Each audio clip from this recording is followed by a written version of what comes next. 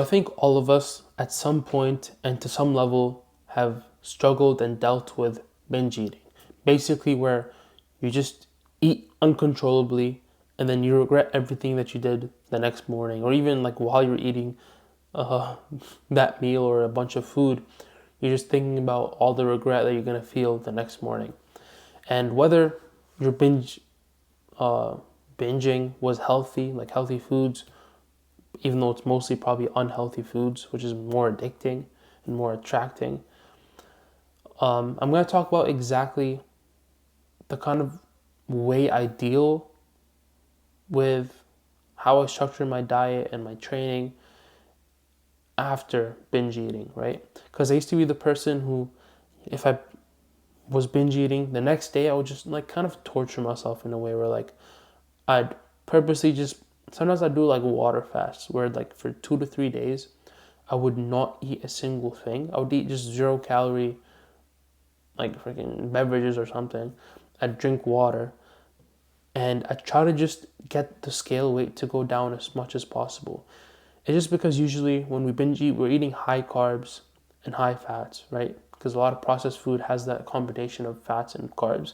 And so it's going to make your water weight, your body water weight, just go insanely up, right? If you're super bloated, there's a lot of food content in your gut as well, and so you might gain like 10 pounds if your binging was that intense. You can eat 10 pounds in a single day, and so psychologically that like kills you because you probably spent like what 6 to 8 weeks losing 10 pounds, and then in one night you get it all back.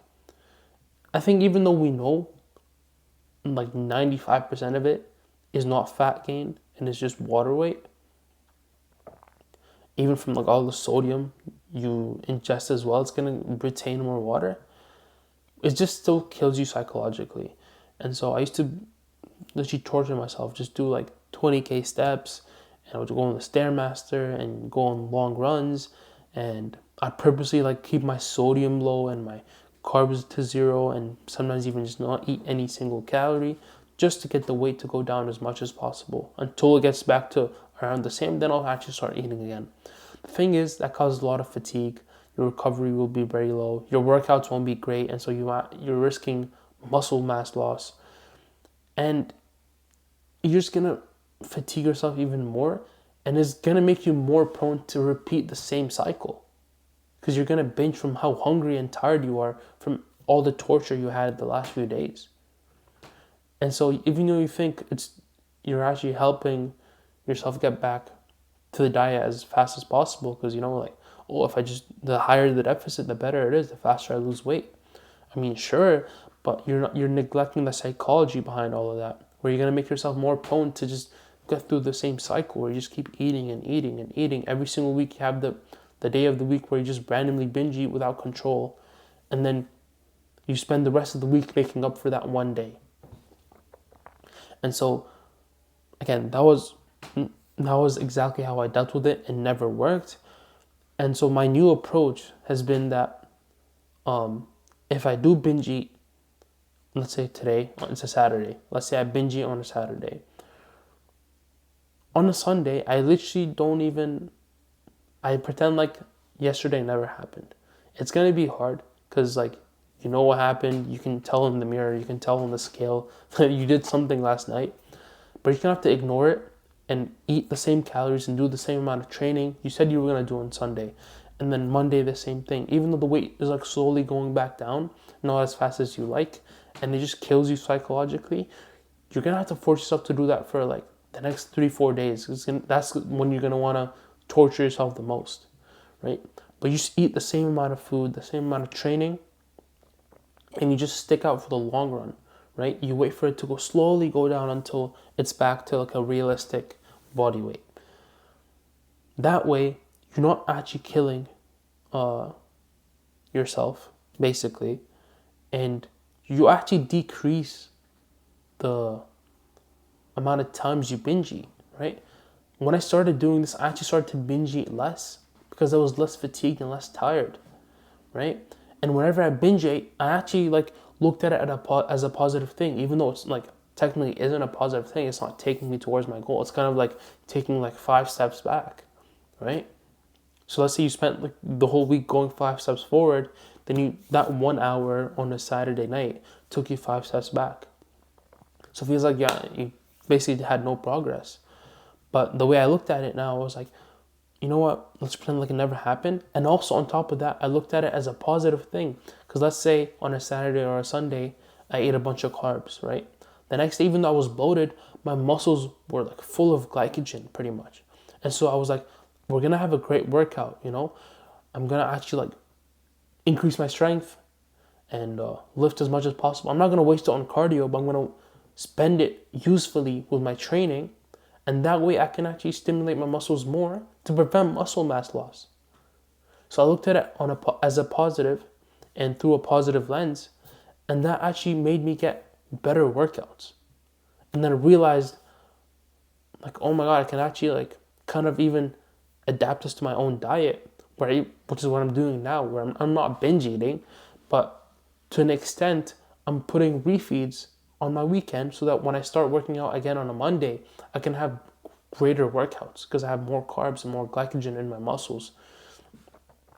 And so like I'll make it so that I'm still on a calorie deficit, the same calorie deficit for the entire week, but I'll lower my calories a little bit during the week and increase them more on the weekend so that I just store my glycogen even higher on the weekends. I made a whole video on this like a few days ago if you want to watch that, exactly how I have like kind of like cheat days in a sense and still lose weight. So if you want, you can watch that for more detail. But basically, once I started looking at binge eating as a positive event, I guess, even though it isn't, but just trying to be as optimistic as possible made me take advantage of it a lot more.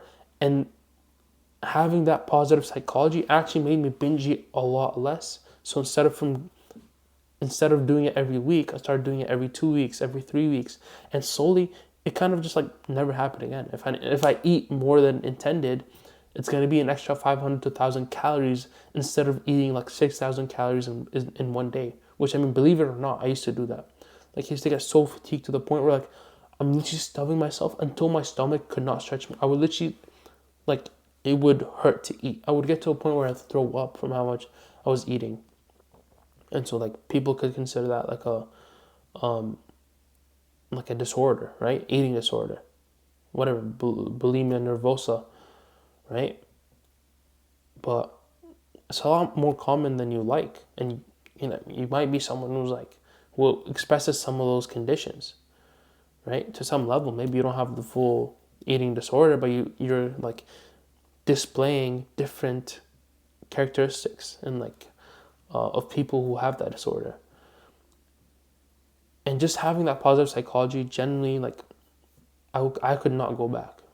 Like the way I feel now is 100 times better than I used to feel, even just about myself, right? Like looking at myself in the mirror, stuff like that. And now I'm just like, I look at him like, I'll just have a good workout. I'll make the most of it as possible. And I've been through this before. I know the weight just goes down. You just gotta give it enough time. You just gotta stick with it.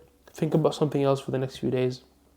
Still stay on track. Same calories, same cardio, same training, and it'll just all go back to normal. And that's exactly how I fixed my binge eating, right? But also, that's exactly how I dealt with recovering from binge eating, right? And so the more you learn how to recover from it positively, the less you'll do it. Okay, so don't fear binge eating. Don't fear food, right? Food is fuel, just like it says back here. So again, don't fear it. Food is supposed to fuel you to live, to function. And so look at it as a positive thing. Again, we're not trying to binge eat, but if it happens, sometimes it just will. No matter how disciplined you are, no matter how much experience you have, sometimes it will just happen. Even if it's like binge eating with like an extra 1,000 calories or like 500 calories, which is easy to get if you're eating super calorie dense foods, right? But if you're eating like whatever M&Ms, it's so easy to get 1,000 extra calories. So even though you haven't probably put a lot of food in your stomach, that's an extra 1,000 calories right there.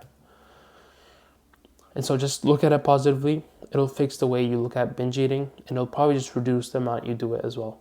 And so if you want to learn more on how to actually lose weight while still eating healthy and staying healthy, then just click the first link in the description. It's my course that teaches you to do all of that, and I'll see you there.